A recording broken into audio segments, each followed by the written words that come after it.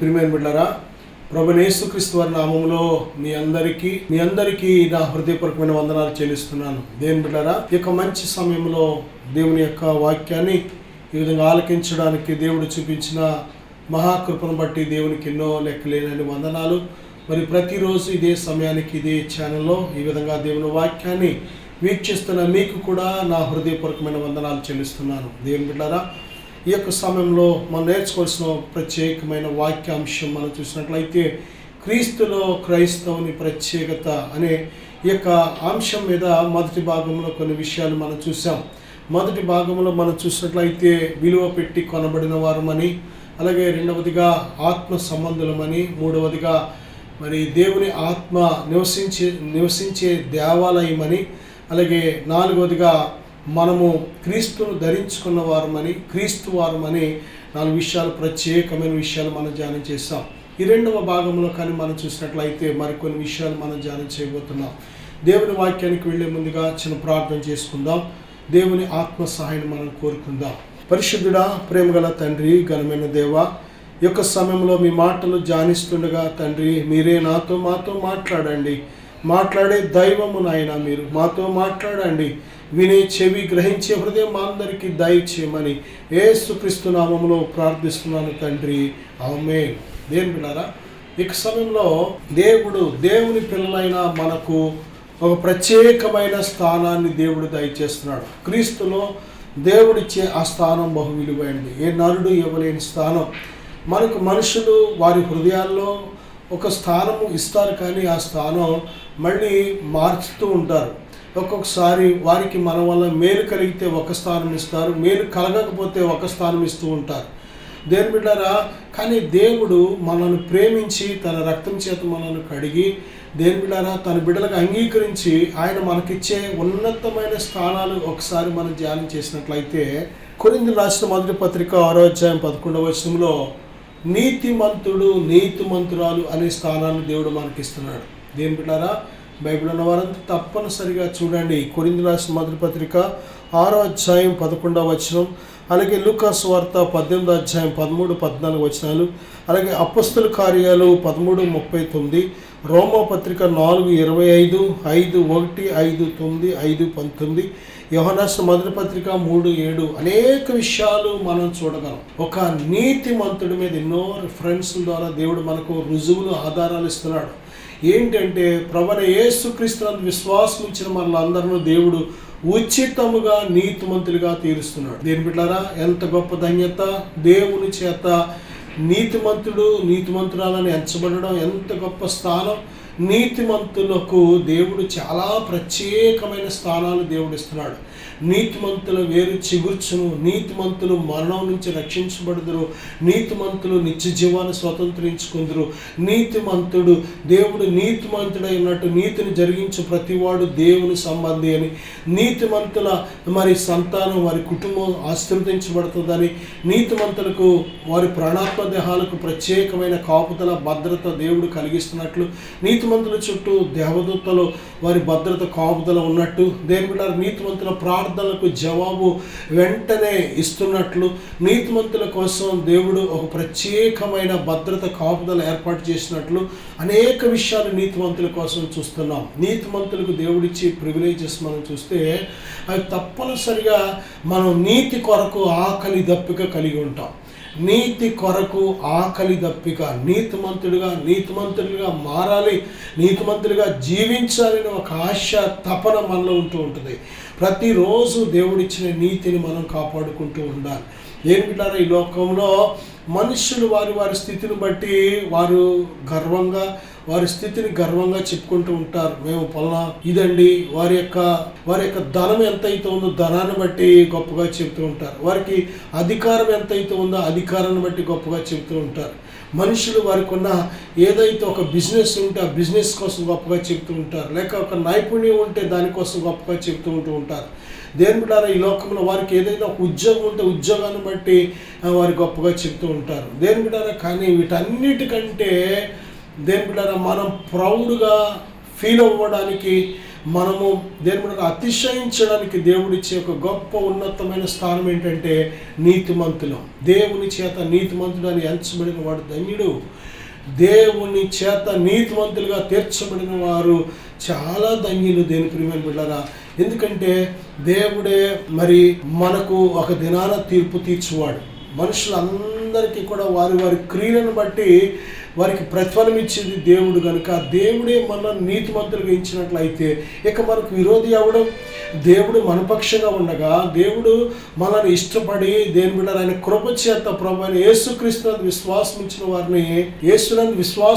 వారిని ఉచితముగా నీతిమంతులుగా తీరుస్తుండగా మనకు విరోధి అవ్వడం, దేని బిడ్డ అపవాది మన మీద ఎన్ని నేరాలు మోపినా కానీ అక్కడ చెల్లవు. ఎందుకంటే దేవుడే మన హృదయాన్ని ఎరిగిన దేవుడు, మనల్ని ప్రేమించి మన యొక్క బలహీనతలను క్షమించి మనకు ఒక నూతన క్రీస్తులో సృష్టి వంటి జీవితాన్ని మనకు ప్రసాదించి మనల్ని నీతిమంతులుగా ఎంచి మనల్ని నడిపిస్తున్న దేవుడు కనుక దేని బిడ్డలారా, ఇటువంటి ఉన్నతమైన స్థానం విలువ మనం తెలుసుకోవాలి. రెండవదిగా మనం చూస్తే ఎఫెసీ పత్రిక 4వ అధ్యాయం 29 నుంచి 32 వరకు, అలాగే తీతు పత్రిక 3:6, అలాగే యోహను రాసిన మొదటి పత్రిక 3:24 అనేక రిఫరెన్స్లో ఒక మాట ఉంది. మనమందరం పరిశుద్ధాత్మ చేత ముద్రించబడ్డాం. ప్రభువైన యేసుక్రీస్తునందు విశ్వాసం ఉంచిన ప్రతి ఒక్కరు కూడా దేని బిడ్డలారా విమోచన దినము వరకు దేవుని పరిశుద్ధాత్మ చేత ముద్రించబడ్డాం అనే విషయాన్ని మర్చిపో. దేని బిడ్డ, దేవుని ఆత్మను ఒకవేళ ఎక్కడైనా గాయపరిచినట్లయితే వెంటనే తగ్గించుకొని సమాధానపడు, ప్రభుతో తగ్గించుకొని పాపాన్ని దోషాన్ని ఒప్పుకొని విడిచిపెట్టే. దేని బిడ్డ, అంతేకాని దేవునికి దూరం అవ్వకు. విమోచన దినం వరకు నువ్వు ఆయన చేత ముద్రించబడ్డావు. నేను విడిచిపెట్టడం, ఆయన నిన్ను చూసి దుఃఖపడుతూ బాధపడుతూ దేని బిడ్డారా నువ్వు ఎప్పుడు వస్తావని వెయిట్ చేస్తూ ఉంటాడు. దేని బిడ్డారా కనుక ఆయనను మనం దుఃఖపరిచి ఆయన బాధ పెట్టి ఒక మాటలో చెప్పాలంటే ఆయనకు దూరంగా ఉండి మనం ఏమీ చేయలేం. యోహాను సువార్త 15:5 ప్రభు చెప్తున్నారు కదా, నాకు దూరంగా ఉండి మీరు ఏమీ చేయలేరు. దేవుని ఆత్మను గాయపరిచి దుఃఖపరిచి ఏమీ సాధించలేవు. కానీ ఆయనకు లోబడు, దేవుని ఆయనతో సమాధానపడు. త్రోవలో ఉండగానే నీ ప్రతివాదితో నువ్వు సమాధానపడు. లేని ఎడల నీ ప్రతివాది నిన్ను మరి న్యాయాధిపతికి అప్పగిస్తాడు, న్యాయాధిపతి బంట్రోత్కి అప్పగిస్తాడు. అంతటి నువ్వు చెరసాల్లో వేయబడతావు. కడపటి కాసు చెల్లించే వరకు నువ్వు వెలుపలికి రానేరవని ప్రభు స్పష్టంగా చెప్తున్నారు. అందుకే సమయం ఉన్నప్పుడే దేని బిడ్డారా నిన్ను ముద్రించిన దేవుడు, తన పరిశుద్ధాత్మతో ముద్రించిన దేవుడు ఒక దినాన మన క్రియలను బట్టి మనకు దేని బిడ్డారా గొప్ప ప్రతిఫలం ఇవ్వాలని ఆశపడుతున్నాడు. కనుక మనం దేవునికి లోబడి ఆత్మానుసారంగా జీవించినట్లయితే మనం ధన్యులం. దేని బిడ్డారా దేవుని చేత ముద్రించబడ్డావు. నువ్వు అనాథవి కాదు, నువ్వు ఒంటరివి కాదు. దేవుడు నిన్ను తన బిడ్డగా అంగీకరించడమే కాదు, తన సమస్తానికి కూడా నువ్వు వారసురాలుగా చేశాడు దేవుని. ఎఫెసీ పత్రిక 5వ అధ్యాయం 1వ వచనం, రోమపత్రిక 1వ అధ్యాయం 2వ వచనం, అలాగే రోమపత్రిక 9:25 కూడా మనం చూసినట్లయితే మీరు ప్రియులైన పిల్లలు అంటున్నాడు. దేని పిల్లరా చూడండి, ప్రభువైన యేసుక్రీస్తు వారు చాలా చోట్ల పిల్లలారా అనే మాట మనం అపొస్తలుడైన పౌలు ద్వారా దేవుడు మరొకసారి మనల్ని ఆదరించే మాట మాట్లాడుతున్నాడు. మీరు ప్రియులైన పిల్లలు అంటున్నాడు. దేని బిడ్డారా, ప్రియులైన పిల్లలు. మన పిల్లలు మనకు ప్రియులు. దేని బిడ్డారా, అందుకే ఆ పిల్లల కోసం ప్రియులు కనుక వారి కోసం కష్టపడి ప్రయాసపడి వారి కోసం ఏదైనా దాయడానికి ఏదైనా సంపాదించడానికి వారి కోసం ఎంత కష్టపడడానికి మనం ఎంతగా మనం సిద్ధపడుతూ ఉంటామో అలాగే దేవాది దేవుడు ఆయనకు మనం ప్రియులైన పిల్లలం కనుక మన కోసం ఆయన చిత్తానుసారంగా ఏది అడిగినా ఇవ్వడానికి సిద్ధంగా ఉన్నాడు. మన సంతోషం పరిపూర్ణమగినట్లు అడగమంటున్నాడు. అడుగుడి మీకు ఇవ్వబడును, వెదకుడి మీకు దొరుకును, తట్టుడి మీకు తీయబడునని. ఎంత గొప్ప వాగ్దానం! ఎవరికి చేస్తారు దేని బిడ్డారా? ఈ లోకంలో ఎవరు మనకు చేశారు ఇటువంటి వాగ్దానం? పరలోకపు తండ్రి మనను ప్రియులైన పిల్లలుగా చూస్తున్నాడు కనుకనే మనం ఆయనకు ప్రియులైన పిల్లలం. ప్రియులు అంటే చాలా ఇష్టమని అర్థం. నా సహోదరుడా సహోదరి, దేవుడిని ఎంతగా ప్రేమిస్తున్నాడు అంటే ఆయన ప్రేమకు హద్దు లేదు. కంతే ఆయన దృష్టిలో నువ్వు చాలా ప్రియమైన బిడ్డవు. ఆయన దృష్టిలో నువ్వు చాలా ఇష్టమైన బిడ్డవు. నువ్వు నా సహోదరుడా, ఒకవేళ నా సహోదరి నేను ఎవరైనా ఇష్టపడట్లేదు అంటే, నేను ప్రేమించట్లేదు అంటే, వారి ప్రేమ నీకు అందివ్వట్లేదంటే అసలు లెక్క చేయకు.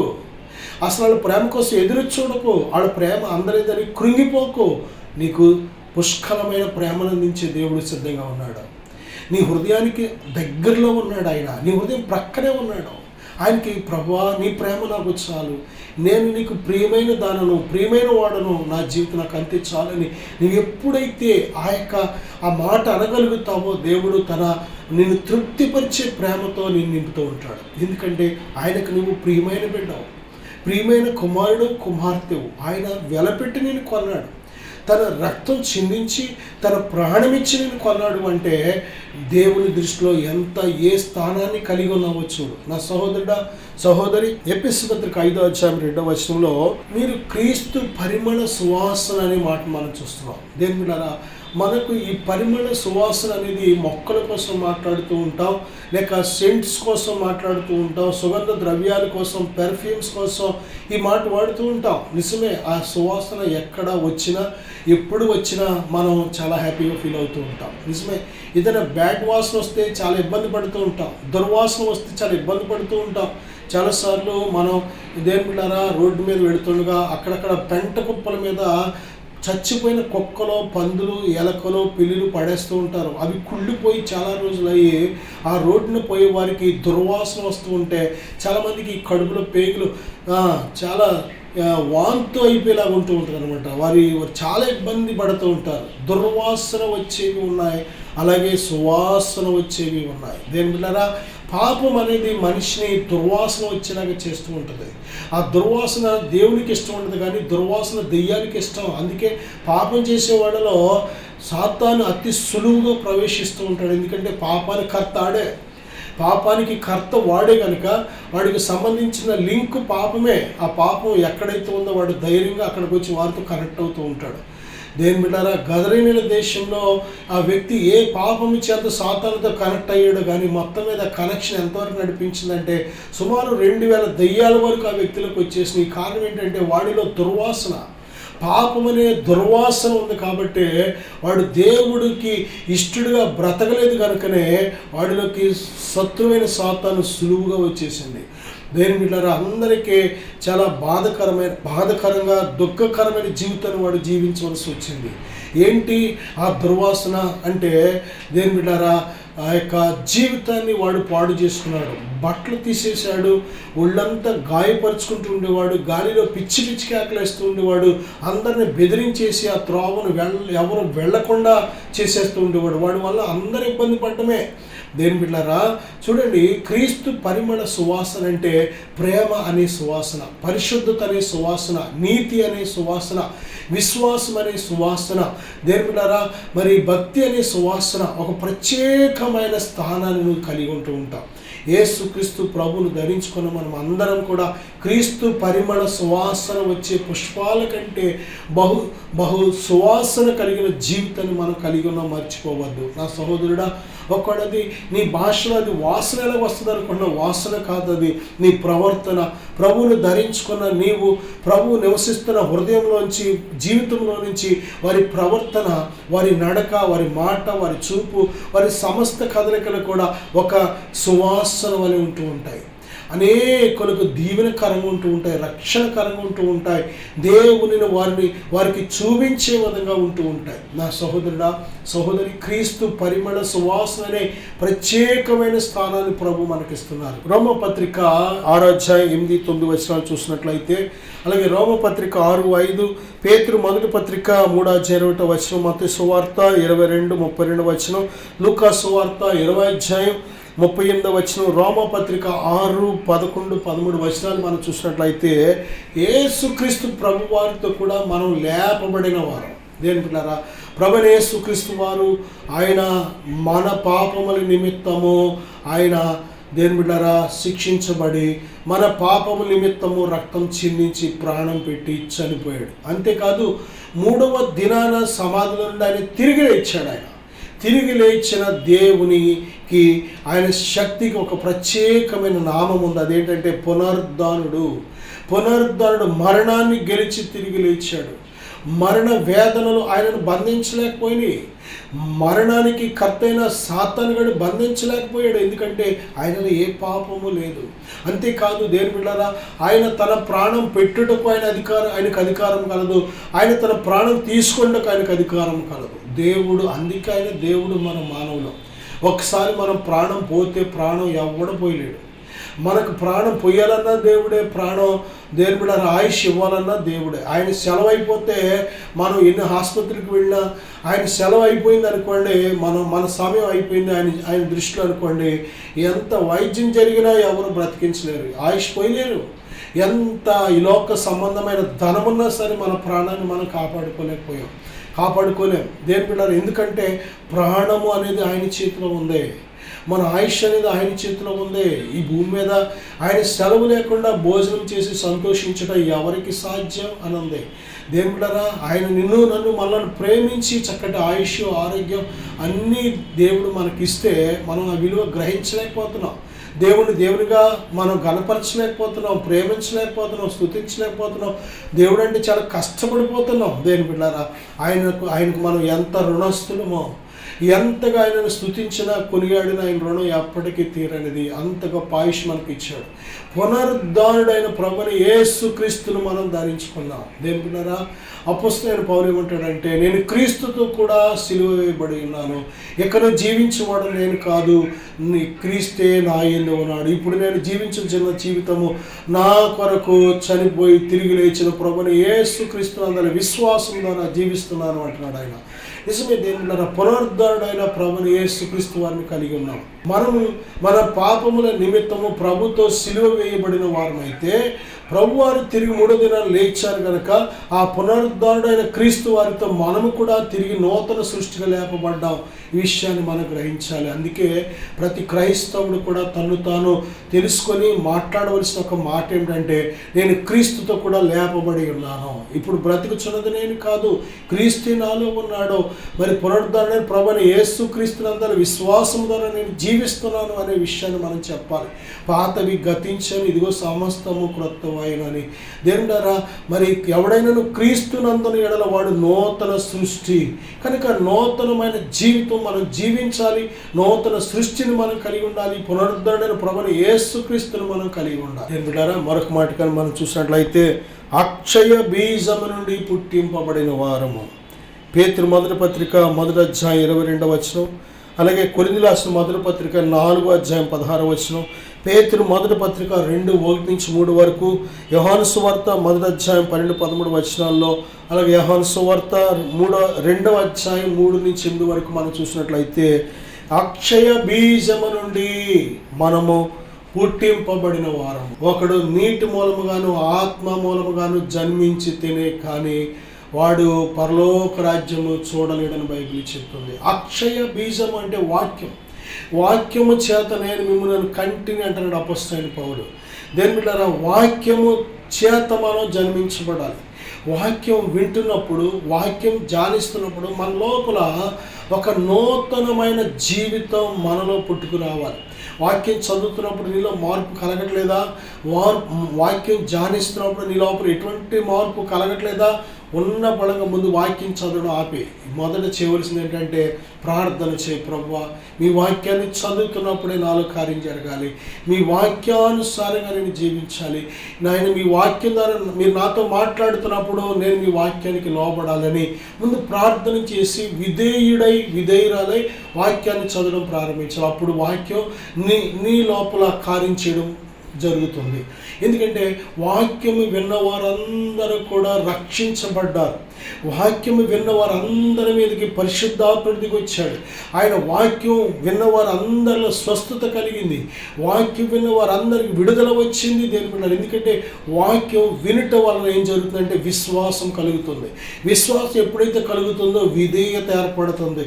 విధేయులు ఎప్పుడైతే అవుతున్నారో అద్భుతాలు జరుగుతూ ఉంటాయి. నా సహోదరుడా, ఈ యొక్క సమయంలో దేవుని యొక్క వాక్యాన్ని వింటున్నప్పుడు నీలో విశ్వాసం కలుగుతుందా? కలగట్లేదంటే హృదయాన్ని ఇంకా నువ్వు శుద్ధి చేయాలి. ఈ యొక్క సమయంలో ప్రభువైన దేవుడు మనకిచ్చిన గొప్ప ప్రత్యేకతలు కానీ మనం చూసినట్లయితే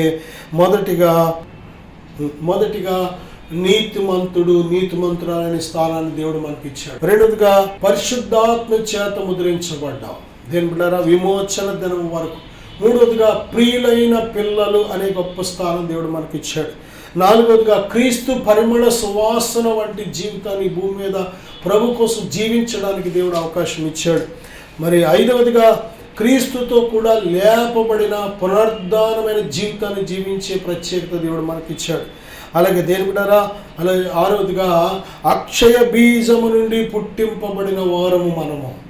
క్షయమైపోయే ఈ శరీరం నుంచి కాదు, కానీ దేవుని వాక్యం, సత్య సువార్త, దేని బిడ్డారా, దేవుడు మనకు ఏ సువార్త ద్వారా రక్షించబడతామని దేవుడు ఉద్దేశించాడు. ఆ సువార్తను మనకు తెలియచేయించినప్పుడు ఆ సువార్తను నమ్ముట ద్వారా మనము రక్షించబడుతున్నాం. ఆ సువార్తకు లోబడటం ద్వారా నూతనమైన జీవితాన్ని మనం జీవించగలుగుతున్నాం. అదే నూతన జన్మ.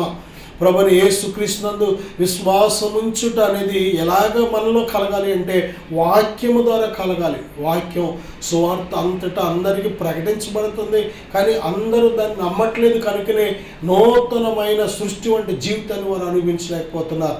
అందుకే బైబిల్ చెప్తుంది, నశించిపోతున్న వారికి అది మరణము, కానీ రక్షించబడుతున్న మనకు నిత్య జీవం. అది దేని బిడ్డారా. కాబట్టి ఇంకా చివరిగా మనం చూస్తే నిత్య జీవము. యోహాను రాసిన మొదటి పత్రిక 5:12, మత్తయి సువార్త 25:46, మార్కు సువార్త 10:17-23 వరకు ఇంకా అనేకమైన రిఫరెన్సులతో దేవుడు మనకు ఆధారాలతో చెబుతున్నాడు. యేసుక్రీస్తు ప్రభునందు విశ్వాసం ఉంచిన మన అందరికీ దేవుడు నిత్య జీవాన్ని ఇస్తున్నాడు. నిత్య జీవము కలిగిన వారు, యేసునందు విశ్వాసం ఉంచిన మనము నిత్య జీవము గలవారం అని తెలుసుకోవాలి. దేని బిడ్డలారా, ఈ నిత్య జీవం ధనంతో కొనలేనిది. ఈ నిత్య జీవం ఏ నరుడు ఇవ్వలేనిది. దేని బిడ్డలారా ఆలకించండి. ఏదేని తోటలో ఆ జీవ వృక్ష ఫలములు తింటే ఆదాము అవ్వ జీవితం ఎలా ఉండేదంటే వారు నిరంతరము జీవించేవారు. శరీర మరణం ఉండేది కాదు, ఆత్మీయ మరణం ఉండేది కాదు, నిత్య మరణం ఉండేది కాదు. కానీ మానవుడు ఎప్పుడైతే పాపం చేశాడో మరి ఆత్మీయ మరణం అయ్యాడు. అంటే దేవునికి తనకున్న సంబంధం తెగిపోయింది. రెండవదిగా 930 సంవత్సరాలు బ్రతికి శరీరం మరణం పొందాడు. మూడవదిగా మరి తన ఆత్మ నిత్య నరకానికి వెళ్ళిపోయింది. అదే నిత్య మరణం. పాతాళములో పడడమే నిత్య మరణం.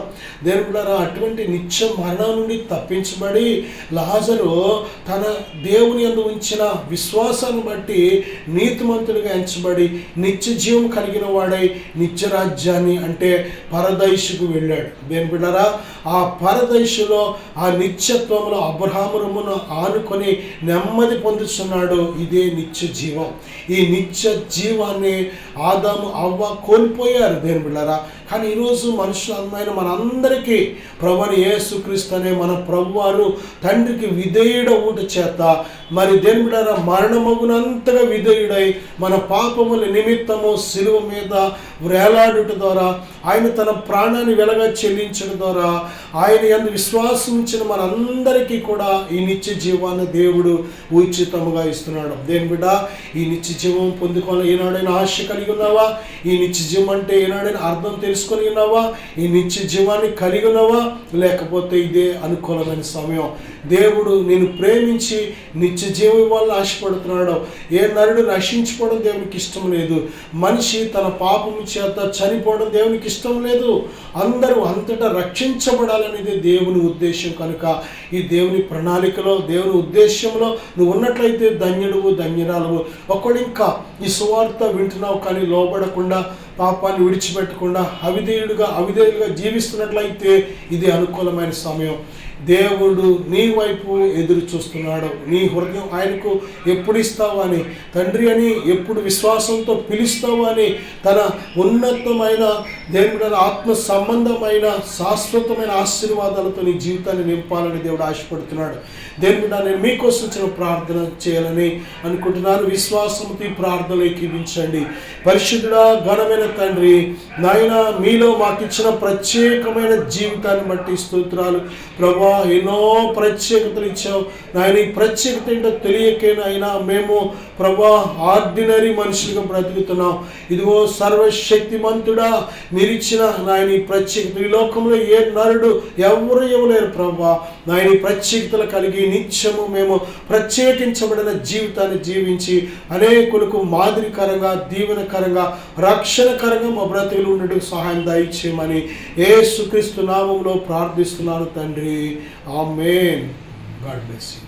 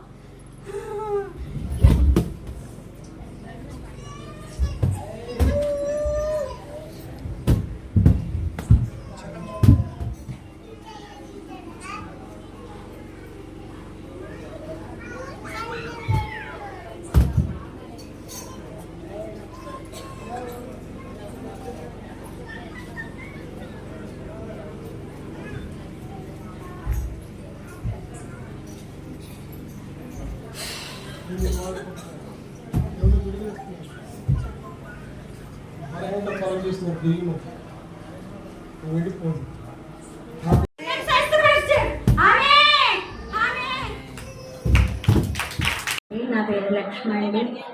గత నెలలుగా నేను చాలా ఇబ్బంది పడుతున్నానండి.